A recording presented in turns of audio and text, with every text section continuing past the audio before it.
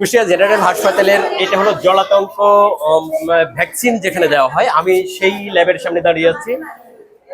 আমি গত মাসের অর্থাৎ মে মাসের 28 তারিখে এসেছিলাম।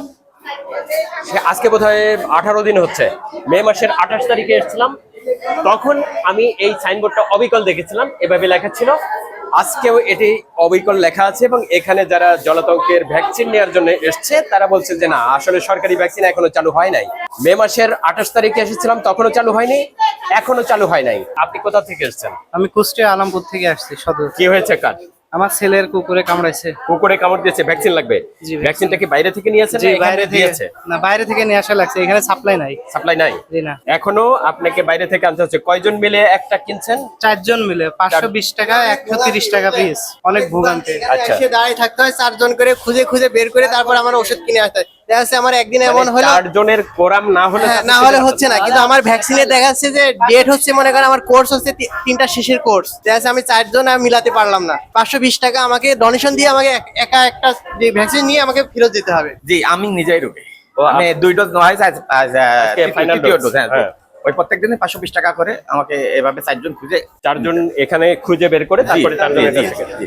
কিন্তু সরকারি ভ্যাকসিন যে নাই, দীর্ঘদিন নাই। জি। আমি গত মাসের জি, আমি আপনার দেখেছি। আচ্ছা। আমি আপনার দেখেছি, এর হ্যাঁ। আগেও আপনি লাইভ করেছেন, অনুষ্ঠান দেখেছি আপনার, যে এই বিষয় নিয়ে আপনি এই করেছেন। আচ্ছা, তো নাই যে এটা সরকার যে দিচ্ছে না, বা এরা বলছে যে সরকারি সাপ্লাই নাই, এটার ব্যাপারে আপনার বক্তব্য কি? এটা কর্তৃপক্ষ ভালো জানে, কিন্তু জনগণ নেই। এটা থাকবে না সরকারি কেন?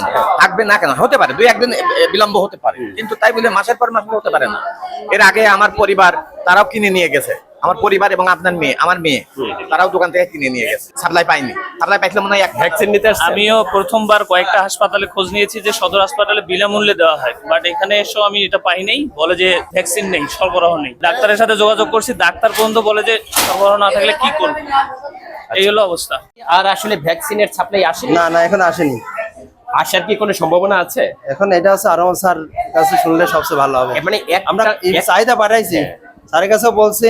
এখন ওই আরমান স্যার বিস্তারিত এখন কতটুকু কি, এখন আরমান স্যারের কাছে শুনলে আপনি বেশি রেজাল্টটা ভালো পাবেন। মানে একটানা কতদিন নাই সাপ্লাই? আমাদের এপ্রিলের 30 তারিখে আসছিল, আর মের 19 তারিখে শেষ হয়েছে, এরপরে আর আসে? আর এবারে আসেনি। আরএমও কুষ্টিয়া জেনারেল হাসপাতাল, এই টিকার সাপ্লাই কেন নাই এইটা জানার জন্য তার কাছে এসেছিলাম, কিন্তু আমি তাকে তার অফিসে পাচ্ছি না। 9:30টার মতো বাজে তার চেম্বারে এসেছি, কিন্তু আমি তাকে পাইনি। যার কারণে এই বিষয়টি তার মুখ থেকে আমার জানার সুযোগ হলো না।